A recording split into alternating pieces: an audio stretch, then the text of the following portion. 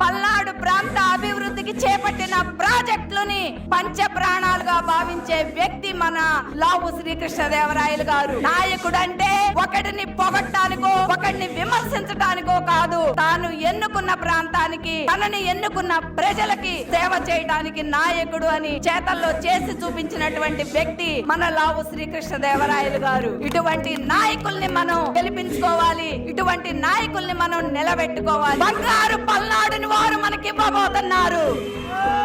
నాయకుడు అనేవాడు ప్రాంతాన్ని ఎందుకు ఎంచుకుంటాడో మీకు చెప్తాను. ఎందుకంటే ఒక ప్రాంతంలో అన్ని కులాలు, అన్ని మతాలు, అన్ని పార్టీల వారు నివాసం ఉంటారు. ప్రాంతానికి మేలు చేస్తే ప్రజలందరికీ మేలు జరిగిద్ది. కాబట్టి వారికి తెలుసు, అభివృద్ధి ఉంటే ఆదాయం ఉంటది, ప్రజలకి ఆదాయం ఉంటే ప్రజలందరూ సంతోషంగా ఉంటారు. ప్రజలందరూ మన పల్నాడు ప్రాంతానికి కట్టుబడ్డ పల్నాడు ప్రాంత ప్రయోజనాల్ని కన్న తల్లిగా భావిస్తున్నటువంటి లావు శ్రీకృష్ణదేవరాయలు గారికి మనందరం మద్దతు ఇవ్వాలి. మరలా మరలా మరలా పల్నాడు ప్రాంతానికి పార్లమెంట్ అభ్యర్థిగా ఉండాలని మనందరం వారిని గెలిపించాలని సందర్భంగా నేను కోరుకుంటున్నాను. కాబట్టి ప్రజలను ఒకటే అడుగుతున్నాను, చాలా దృక్పథంతో కులాన్ని, మతాన్ని, వ్యక్తిగత అభిమానాన్ని పక్కన పెట్టి ప్రాంతానికి కట్టుబడండి. ప్రాంతానికి మేలు జరిగితే ఆ మేలులో మన అందరం ఉంటాం. మన బిడ్డలకి మంచి భవిష్యత్తు లభించింది.